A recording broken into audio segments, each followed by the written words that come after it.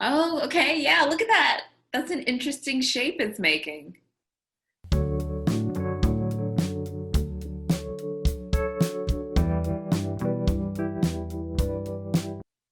Cheers.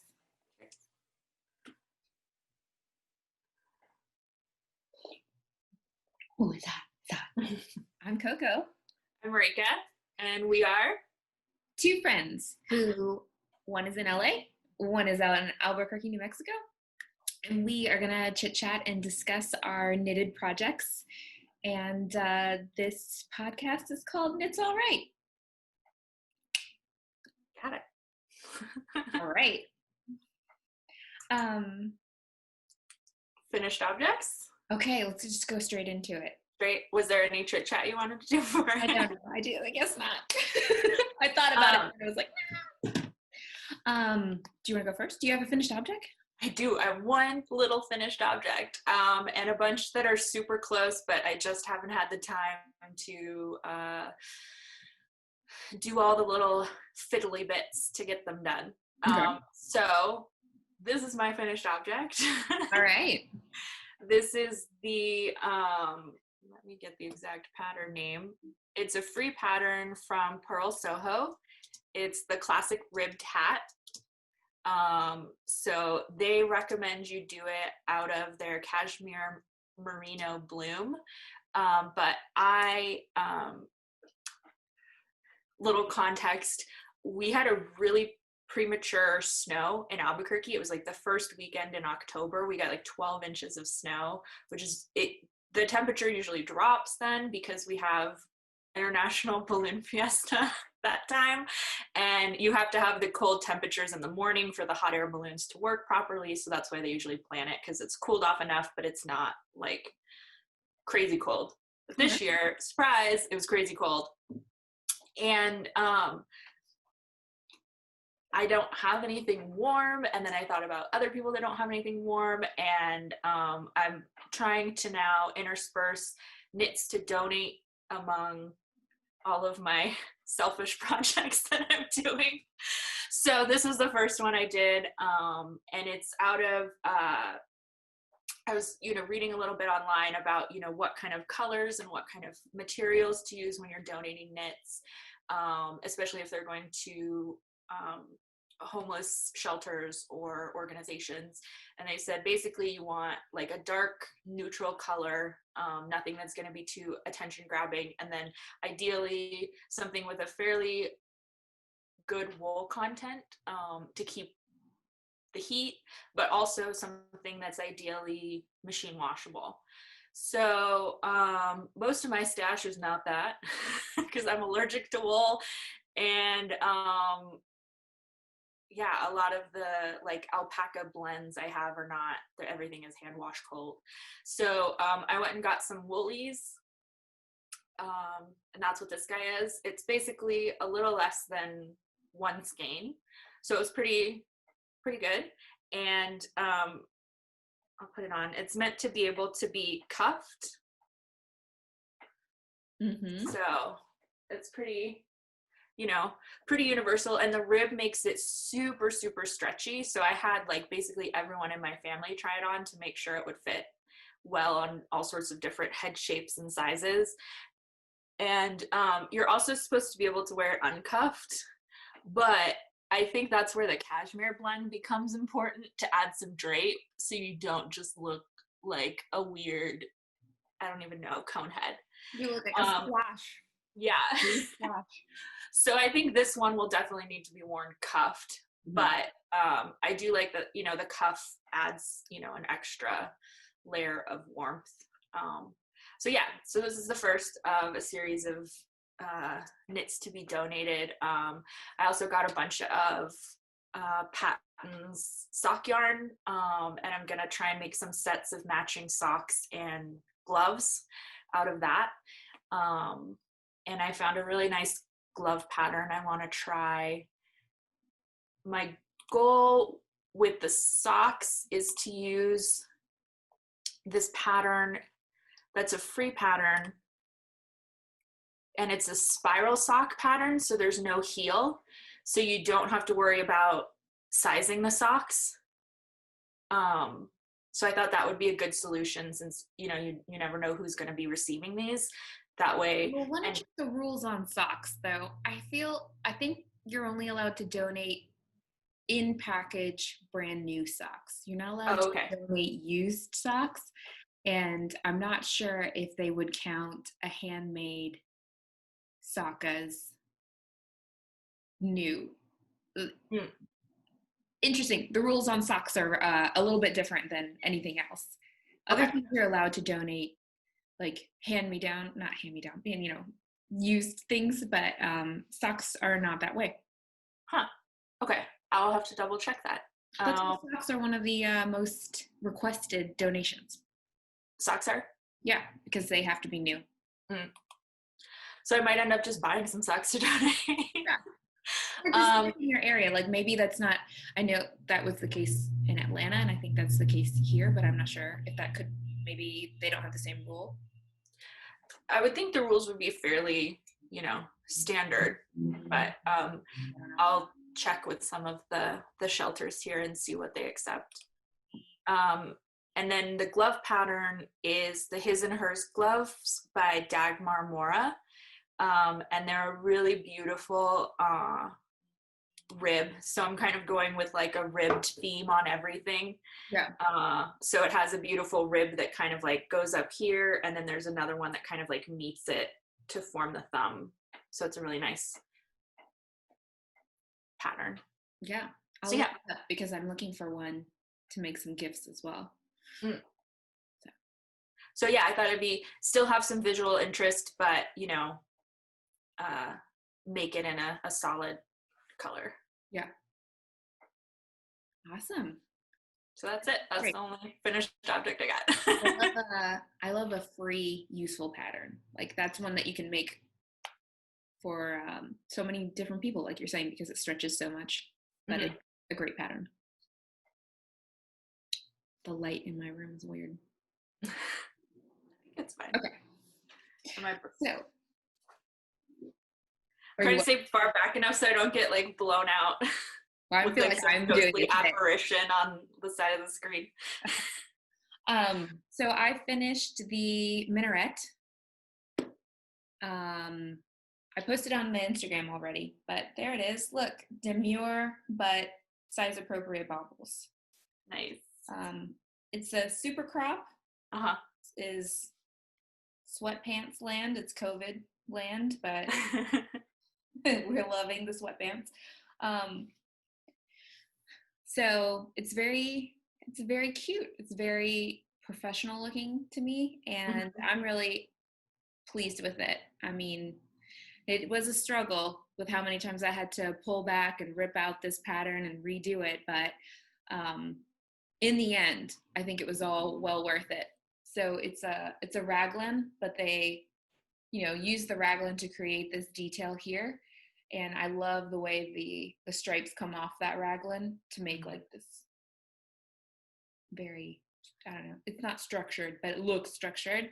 I love everything about this pattern. So don't let my struggles take you off of this pattern. That was a me problem, not a pattern problem. I don't really think the pattern is difficult to understand. It's purely, every time I tried to do this one, I wasn't really in the headspace for something like this. So that was just my own struggle. But I really recommend this pattern. If you're looking, it's because it's a crop, it's pretty, it doesn't take too long. You can make it longer if you want. And it was about 3 skeins, I think. I still have some extra, and I have a 4th skein that I don't know what to do with now, but definitely a pattern I recommend. And the yarn is beautiful. I love this purpley gray. It'll probably be something I look for in the future as well. And my goal was to finish this by my birthday, and I did it right on time. So it was very exciting. Yeah, so this is the Minaret. One more time. There it looks so good. Yeah.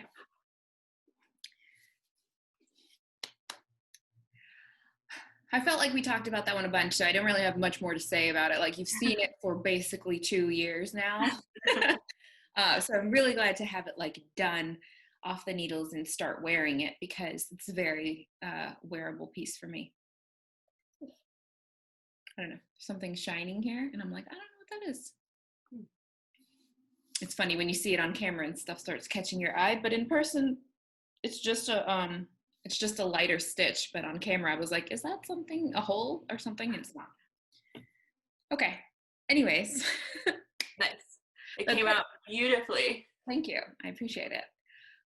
So now we can go into works in progress. Speed right along. Do you want to start? I have 4 things. I have 4 things to discuss. Okay. I have 3 I can show. I don't really know if they're worth like a long discussion. I can just be like, here they are. Mine may be similar. I'll start with one and then we'll go you and then, yeah. Okay, so I am doing the Getting Warmer cowl. So this is basically like a little ponchette.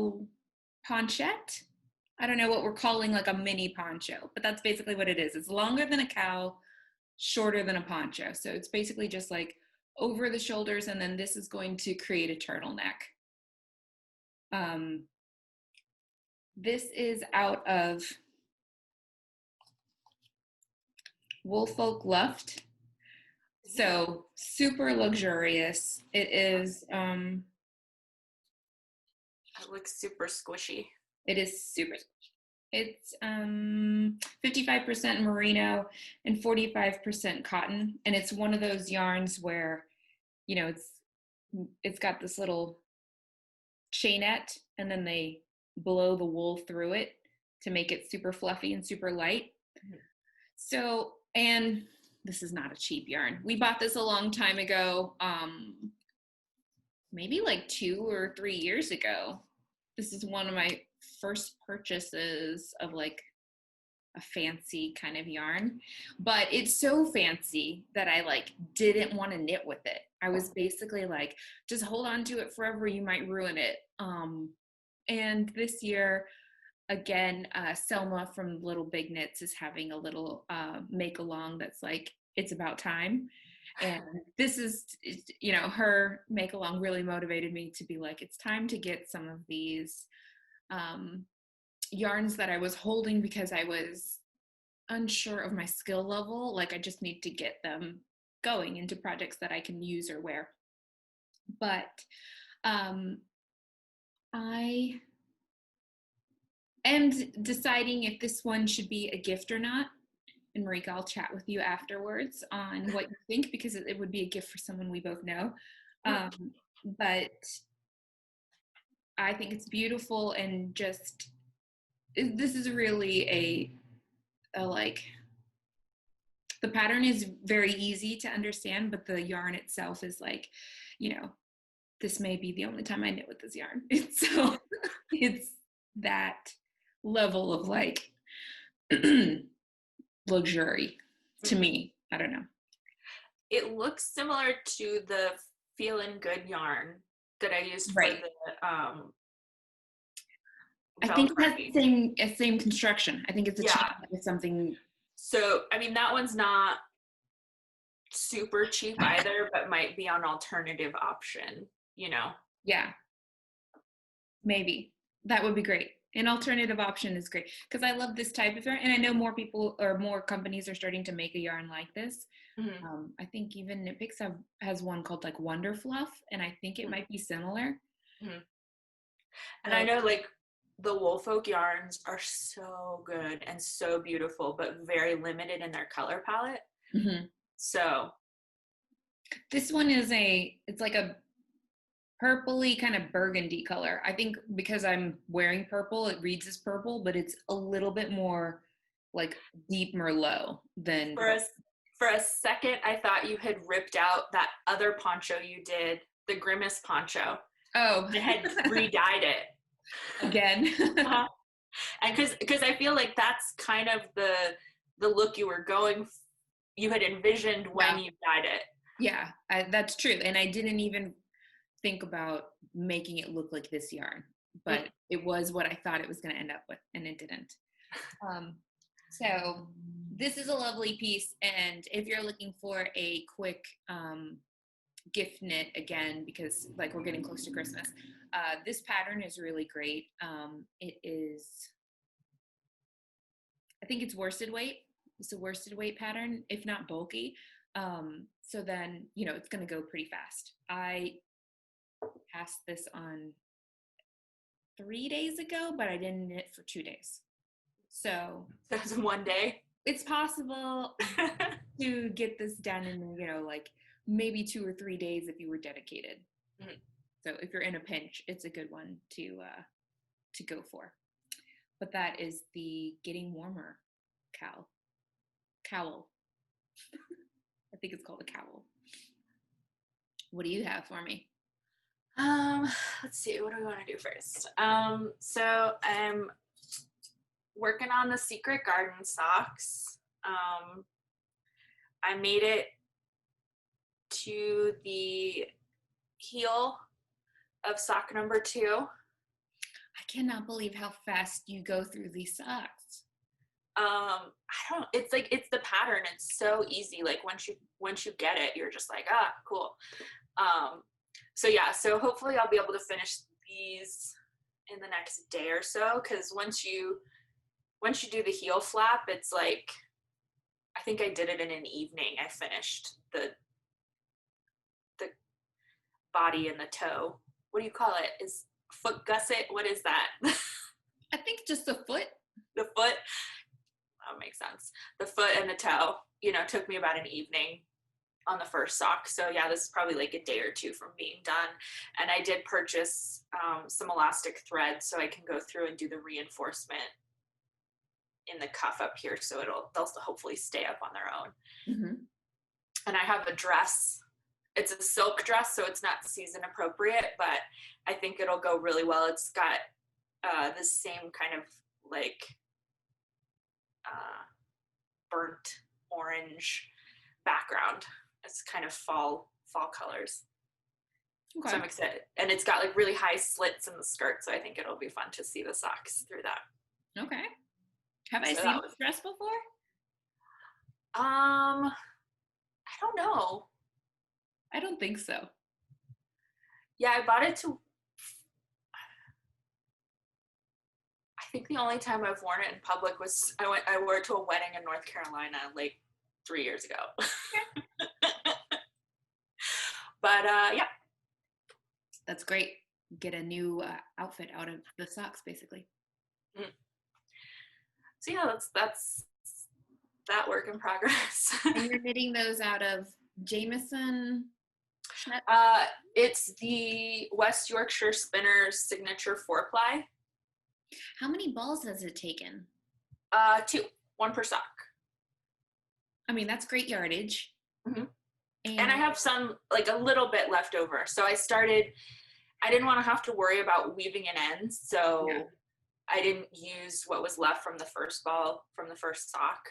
Yeah. You know, but you've got some room. Yeah. And yeah, it's really nice. It says on the label, perfect for socks. Right. And this is in the color Nutmeg. You can make a ton of socks, like normal size socks out of that, I guess.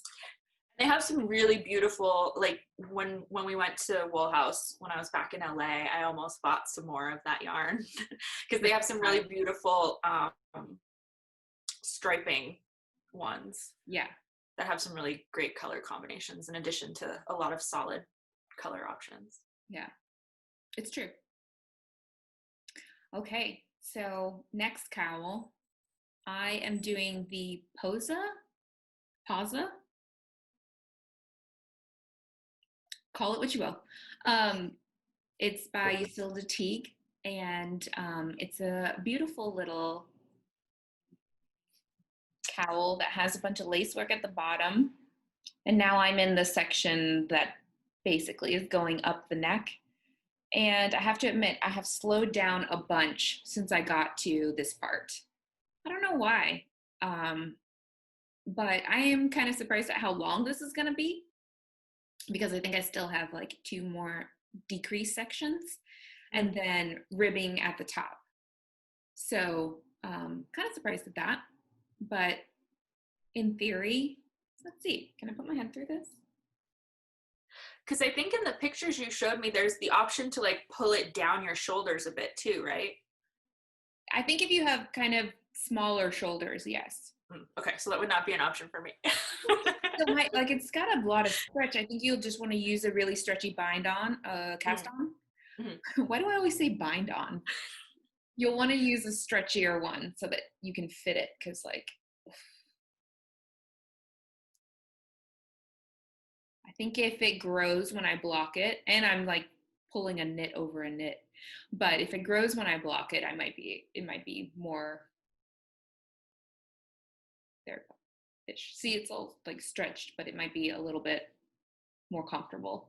Mm-hmm. Anyway, so it's going to be like this, and then I'm working on all of this neck part so that anyways, this is also going to be a gift. I have broken into I've got this much left of the first ball. And I said last time, I think it's supposed to be like 1 skein. But I think if you lessen how many of these sections you're doing to get to the top, you just make it shorter. I think if you make it shorter or you decrease faster, you can do it in 1 skein. So I'm going to break into the second one, but I will still have plenty left over when this is done to use this yarn for something else. And I love this color. Mm-hmm. Yeah. More of the red is showing up now that I'm out of this lace work. Well, now that I'm out of the lace work. Mm-hmm. I like how the color kind of gets more intense as you go to the top. Yeah. I guess it's because the circumference is getting smaller, it's allowing it to pool more, so the color is coming out or coming together a bit more. So again, this was really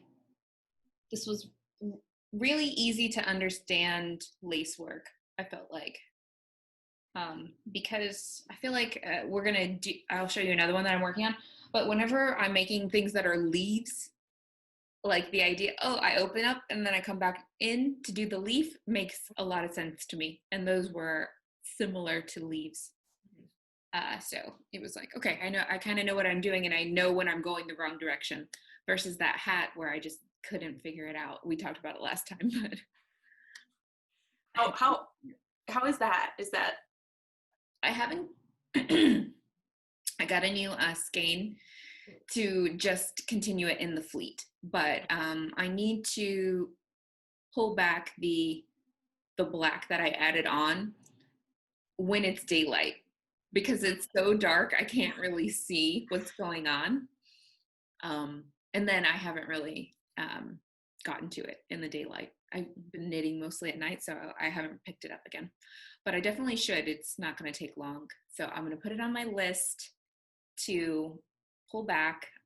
Since we were talking about our little achievable lists, I'll put it on my list to pull back the hat, and then we'll see. Then I'll move forward as another one, so I get 2 check boxes. Yeah, I need to work on my achievable list for this upcoming week. What else do you got? Okay, next one. So this is the Cristabel again. I got the collar done and the button band. I don't know if you can see. I think I'm gonna have to. I really don't like how they don't give you a stitch count for how many stitches to pick up around the collar and the button band. They're just like, pick up 2 for every 3 rows and make it an odd number. And I'm like, no, I don't like that. Like, I want to know. Could you have figured it out though? If you knew how, like if you counted how many stitches you have on the front panel, and then if you counted the back edge, then you added again the front panel, and then you could have done. Theoretically, but I don't like, I want that work to be done for me. Right, yeah. Well, I mean, but if you had made the sweater longer, if you had chosen to make it longer, then if they gave you a specific number, your number Right, one. but then you've made the adjustments. You can keep track of your changes and add, like, that's simpler. Like if it's like, okay, I know I made this 20 rows longer than the pattern tells me I need, 85 stitches. I know I now need, 91 or something like that. Right. It's like, that's a lot easier than counting everything. And I'm like, and I mean, if you just I wouldn't do it. And even if you just give me a range, like, oh, you should have between X and Y, and it needs to be an odd number. Like, that's a lot more helpful than pick up 2 out of every 3 to me. No, so I think I picked up wrong on the button band, but we're going to block it. And because it's gathered itself a little bit, which means I probably didn't pick up enough stitches. But I think I think I can block it out so it'll lay flat. So I'm not too worried about that. Okay. So I have not done the buttonhole band yet because I'm trying to figure out what buttons to use. And I went to the store the other day with my mom because this is for her. So I was like, I want you to pick your buttons so you're happy with this final look. And we found this one button. Oh, that's cute. That I love. It's so cool. Yeah. And, it complements this. I feel like it goes well with the kind of like rustic look of the sweater. It's almost like a faux bois horn kind of finish. And there's a little bit of green in it. Yeah, it's got like good undertones to it. But this is the only one they had. And the pattern calls for 9 buttons. So did they know what it was, and could they order more? Just no identification on this button. No. And there were 2, so this was the button I bought off the lid of the button container, and there were 2 buttons in the container that did not match this at all. So this guy was totally on his own. And I think it's great. I don't know if that's helping any. But I just have one. So I'm going to try and do some searching online to see if I can find something similar to it. Or what we might do is like one accent button and then, simpler buttons that kind of fade into the sweater below. Or do fewer closures. Okay. Because I don't think my mom's ever going to wear it like fully buttoned up. It'll be like, oh, maybe we want it gathered at the top. Yeah. And then the rest of it's open. So that might be an option too, is we only use the one button. Okay. And do the cardigan as like a single closure, which would allow her more movement. I do like the idea of a single closure button, or like just 3. A single closure cardigan. Yeah, because I was like, 9 buttons, that's like just button. That's like a solid buttons all the way down the front. And I was like, I feel like that's a lot. Yeah. So yeah, we'll have to see where we net out with the button search.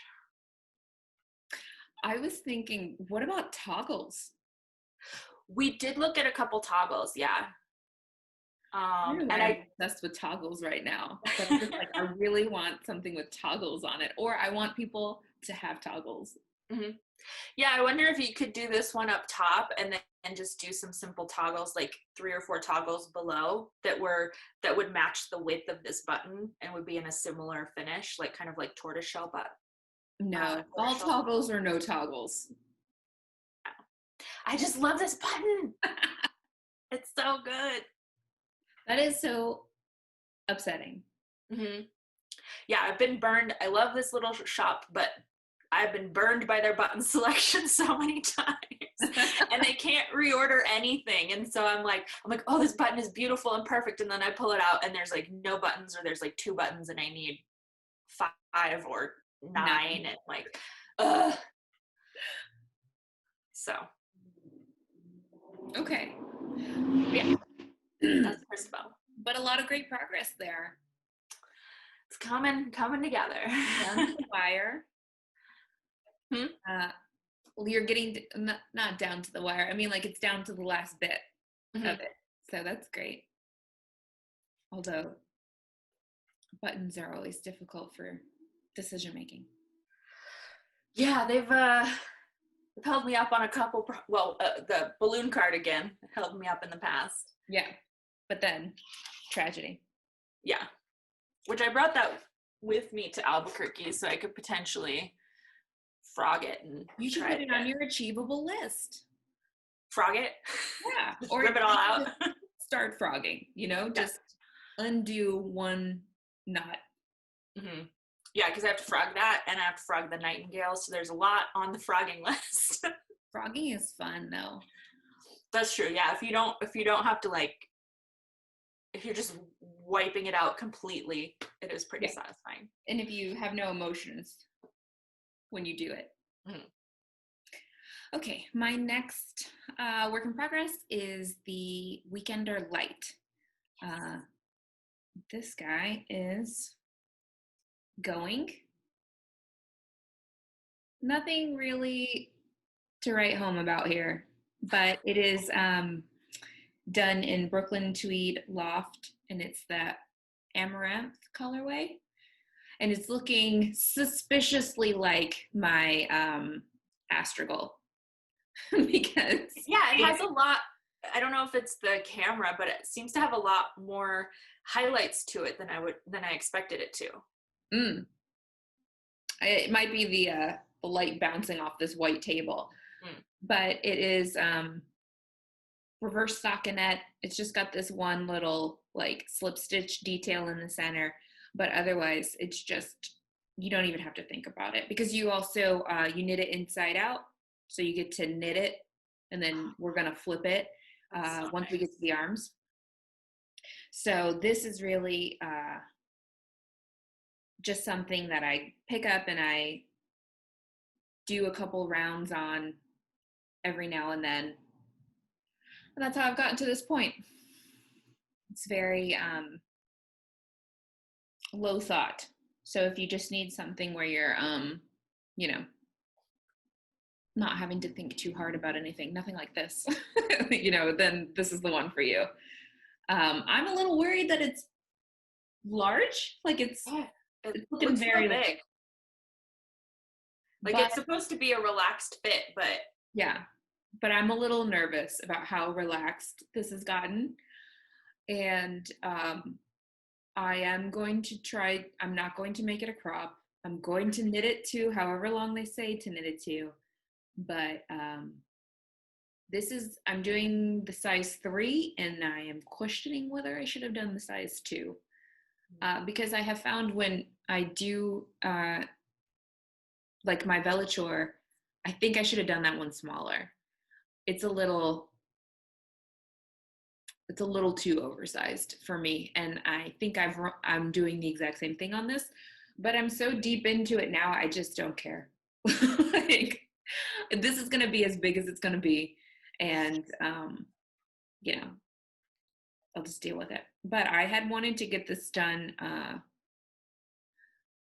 basically by the end of this week, and I'm not sure that it's going to happen. That would mean full dedication to this. Yeah. And once I get to the part where I split for the arms, I'm going to have to start knitting flat. And when that happens, I'm going to slow way down. So I don't think it's going to happen by the time I have to go on this camping trip. So you have to go on this camping trip. I do. I have to go on this camping trip. It's snowing. Anyways. With lots of knits to keep you warm. Right. Yeah. Well,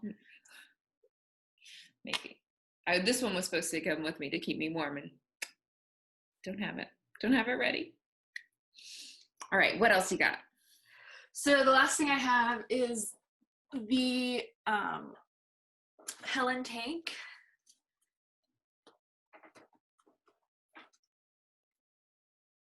So it's not crazy far from the last time. I just seamed the sides. So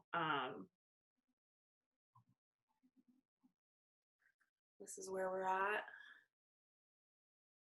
Yeah, but we get to see how it looks in together. And then I've just got the straps clipped at the top, ready to bind those off together. But yeah. You'll have to pick up and knit around the neckline and the armholes. Yeah. So I'm hoping that'll lend it a little more like it'll bring everything in together because the armholes are pretty, let me see, I can probably fit it over this.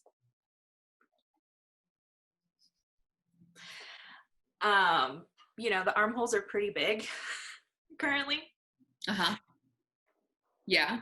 So I'm hoping it'll, you know, kind of bring everything in a little bit so that it's not, you know, I don't have to worry about a bunch of Wait. exposure. Can you stand up? Can we see it?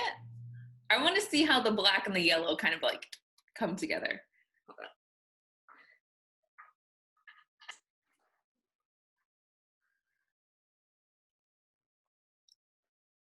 Oh, okay. Yeah, look at that. That's an interesting shape it's making. This is all the 80s dreams. So yeah.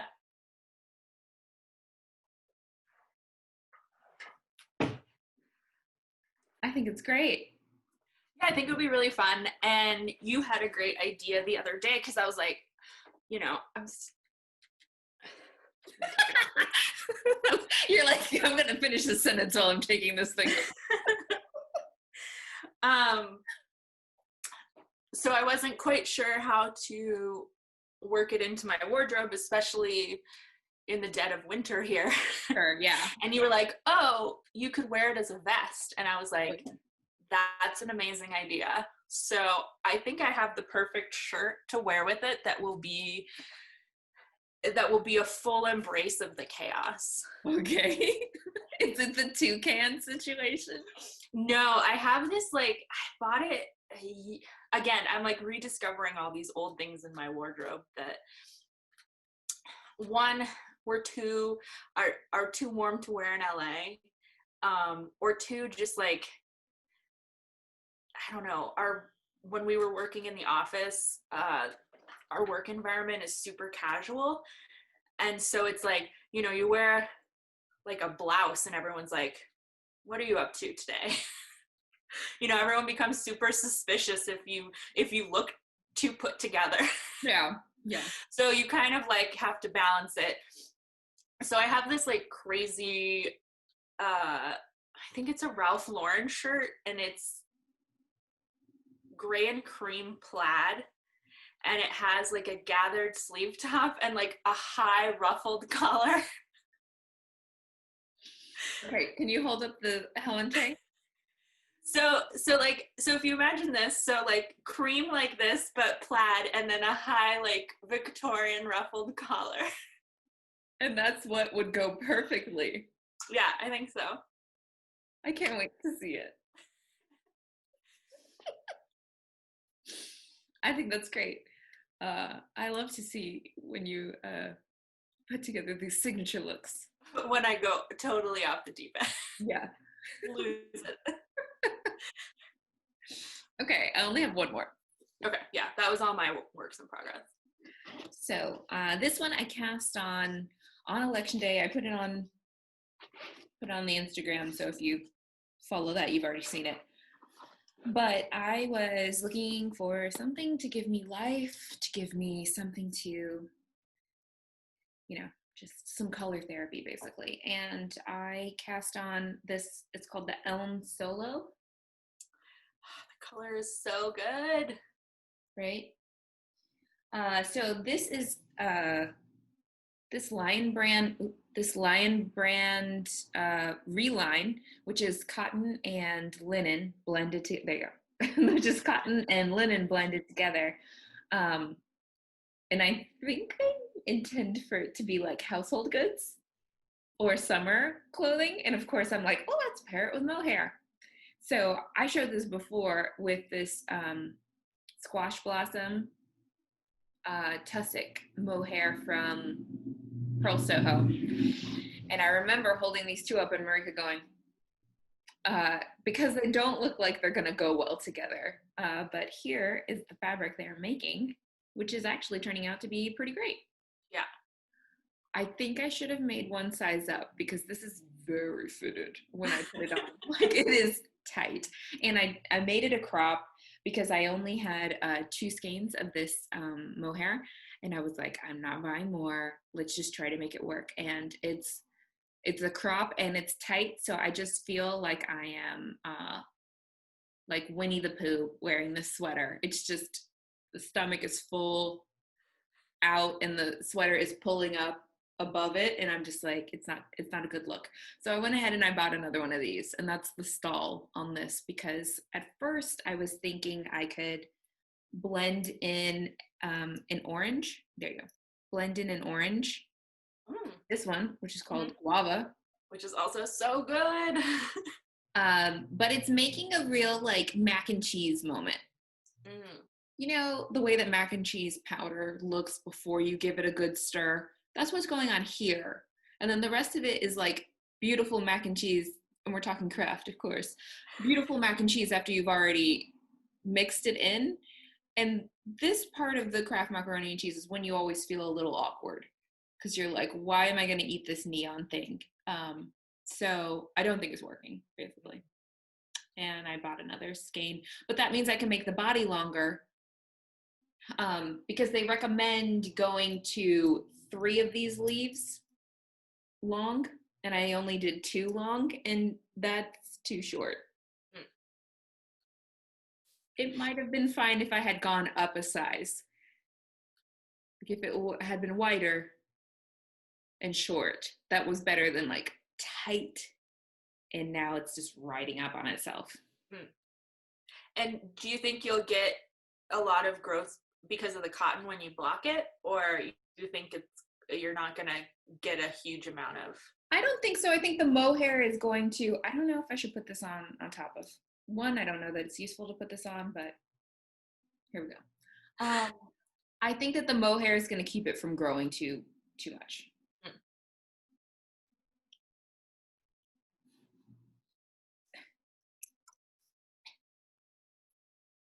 Okay.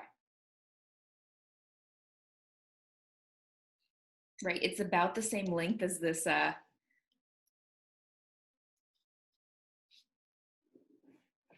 as the minaret underneath it. But see how it pulls up? The minaret doesn't do that, and it just keeps creeping, and it's not a good look. I tried it with like all my pants, and I was like, oh no, this can't work. So I need one more leaf. Yeah. And like here you can see is where it's like, this is tight. And I think, but it's not too bad. Like I think if you add the length, you'll be fine. Yeah, I would have even been better if you see how many rows there are in between the leaves. If I had even gone, maybe I don't need to go a 3rd leaf, but if I went and gave this much amount of space before I started the ribbing, and the ribbing started down here, I think even that would be better. Yeah. Then I just stopped it right at the bottom of the leaf, and that, again, when we're talking about like the proportions of a sweater, that changed how the sweater proportion looked, and it's not for the better.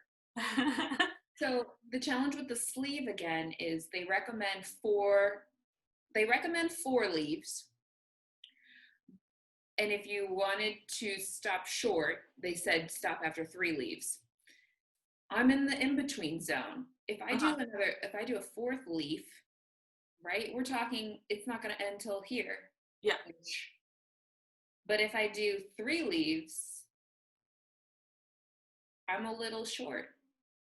I guess I can just, because I'm almost at the point where I should be starting the 4th leaf.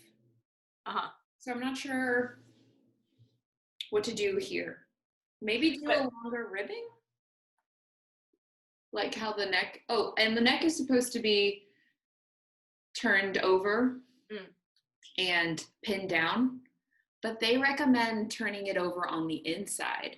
And I'm not sure how I feel about that, because you don't get that ridge.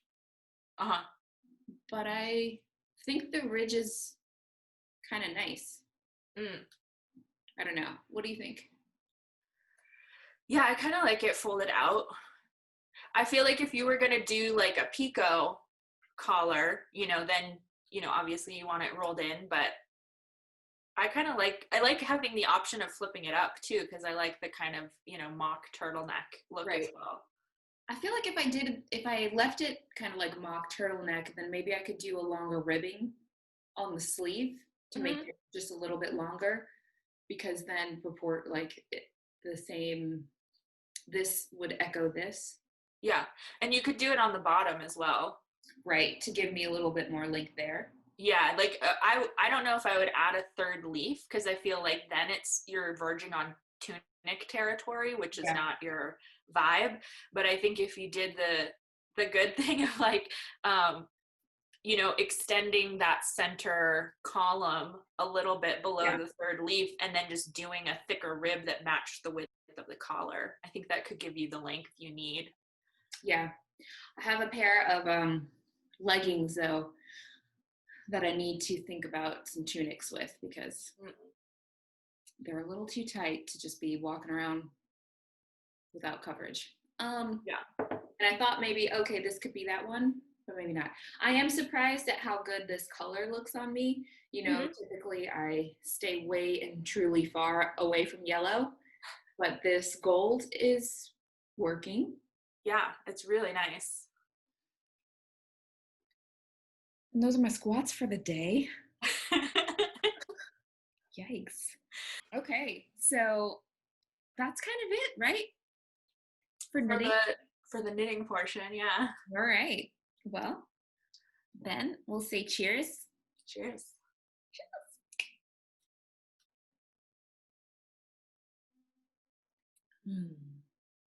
All right. Happy knitting, everybody. Happy knitting. So we want to talk sewing briefly? Let's talk sewing. Because that's where I've made some real progress as opposed to knitting. The bonus portion of this is Marika time, basically. I just sit back. So the skirt last time that I showed is kind of in the same state. I had fully finished it, but then I realized I had made some mistakes on the waistband. So I had to remove the waistband, and I'm in the process of fixing that. So other than the zipper being in and the hem being done, it's not really, and it looks pretty much the same as it did last time. So I don't really need to talk about that. What I did do though, is I went back to a project that I had cut out and started 3 years ago. At least, yeah.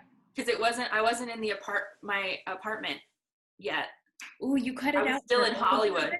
Eeks. Yeah. So yeah, at least 2.5, 3 years ago, if not longer. And it's the shirt dress. So it's done now, except for the buttons.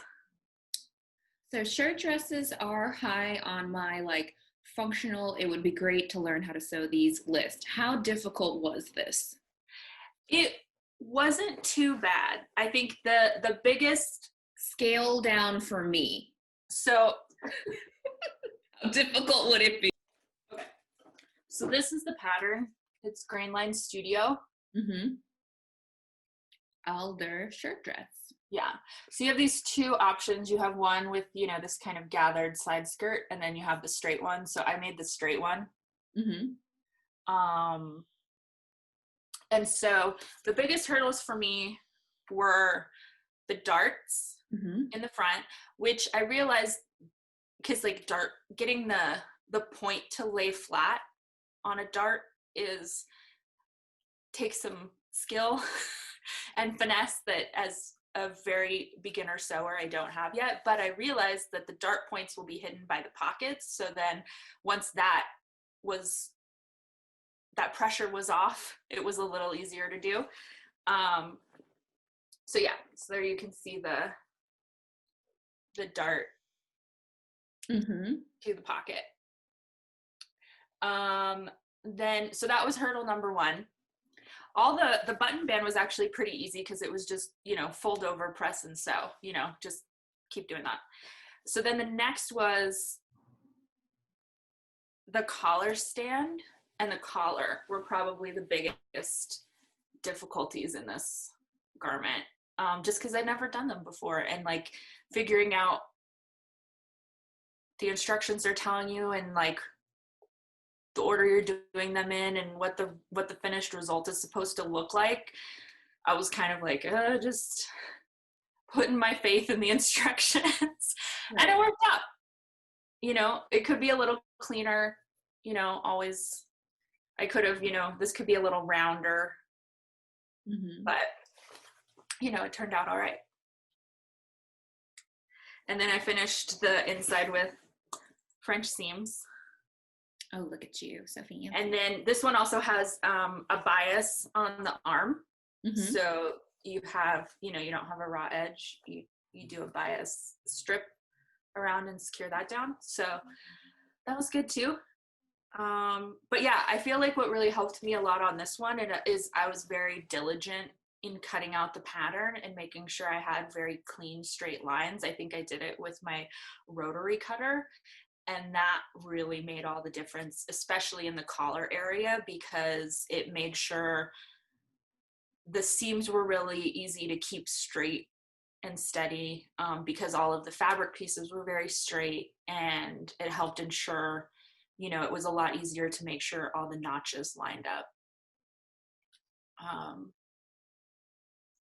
Did you pick out buttons yet? I have not. Also, I should note that because I did this 3 years ago, it doesn't fit me, so I can't even wear it. Yeah, I mean, just for like, Marika was super fit 3 years ago. Like, she ran half marathons and like was running every day. And yeah, I've fallen hard off the wagon in recent times. I wasn't gonna say something like that. I was just like you are good and you are normal now. It was unusual. You were unusually thin then. So yeah, so this was made for past Marika, but will probably fit current Coco. So because I'm short, I'm small. I'm not that short. But also, your sister, did she take a pass on it? I haven't really sent it to her yet. I'm not sure if it would be her style. Oh, okay. I do have to go through, there is one thing I still have to do on this, is when I top stitched this collar stand here, I didn't quite catch everything on the inside here. So I have to go through and just hand tack that little flap down where I missed it. Well, if it does end up being Merry Christmas to Coco, I will say, I don't care about that. I'm fine. You don't have to finish it. And then 2, I'll take white buttons. Thank you. White buttons. Okay. Yeah, I was thinking like a white or like a slightly like pearlized button. But yeah, so this is like, also buttons are my nemesis at this point. So we'll see. I can't find the number I need in the buttons I like is what I'm running. You do like a signature button. I say, if this one's for me, take the pressure off. Low cost pedestrian button is fine. Yeah. So I had to make some compromises on the buttons for this one. Let's talk about it. So let me button it up so it looks right.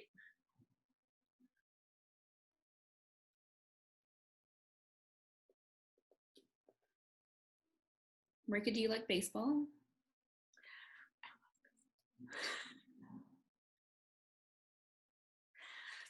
I was raised on 2 professional sports, baseball and tennis.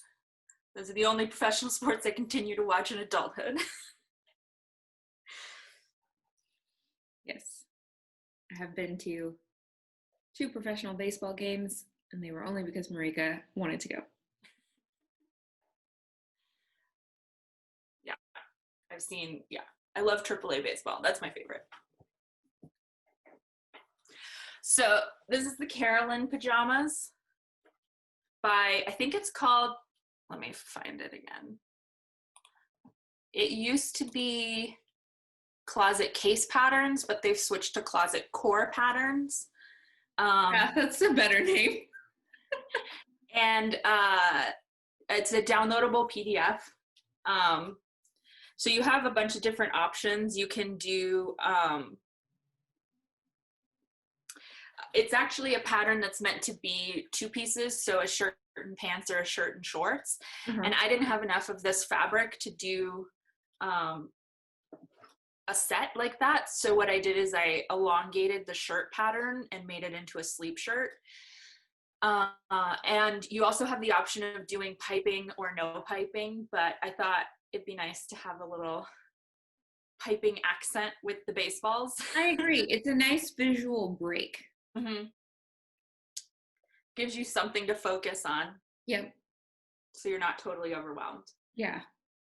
But yeah, I found these really beautiful red buttons that I wanted to use, but again, they had like 3 of them, and I was like, so I had to compromise and go with these guys. But I used the red thread to try and like tie it all in together. Yeah. I think they're nice. Yeah. So this one was a learning experience too, because what I lengthened the front panels and the back panel, but what it didn't tell me to do was lengthen the facings here. Mm-hmm. So you can see where I had to improvise at the bottom here. The good news is that this pattern is so busy you can't see. Yeah, so you can see where I had to like add a little bit of more piping, and then on the inside it's really apparent where I had to like piece it together. It's all right. No one can see that. So the other thing is like I added the piping and the cuff to the sleeve, which means these sleeves hit me like here now. Oh no. So were I to make it again, I would subtract the width of the final cuff from the sleeve. Yeah. So that, you know, they'd hit kind of like at the base of the thumb joint. Are you at all motivated to shorten these? No. Nice. I just pull them up. I'm like, no, it's good. You're sleeping anyways. It doesn't matter. Yeah. Yeah. So yeah, it's good. It's a comfy flannel that I got on like clearance at Joann's a couple years ago and finally used it. And this one doesn't have a collar stand. So it was another way to figure out collar construction, which was also good. And the pattern for the most part was pretty good in terms of instructions. I felt like sometimes they illustrated the sections I didn't need illustrated, and I didn't have illustrations for the parts where I was like, I don't know what I'm doing here. So, but you know, I think I also bought a much older version of the pattern before they made the switch to closet core patterns. So they might have made some updates since then that are helpful. Yeah. So it looks like a triumph though. Yeah, it was good to see it all come together. Yeah. I feel like PJs are one of those things where it's like, if you can make them on your own, you must feel very like, I can have any PJs I want. I know. I'm like, oh, pajamas now. Like, what else can I make into pajamas? Yeah. Okay. And I think that's it for sewing.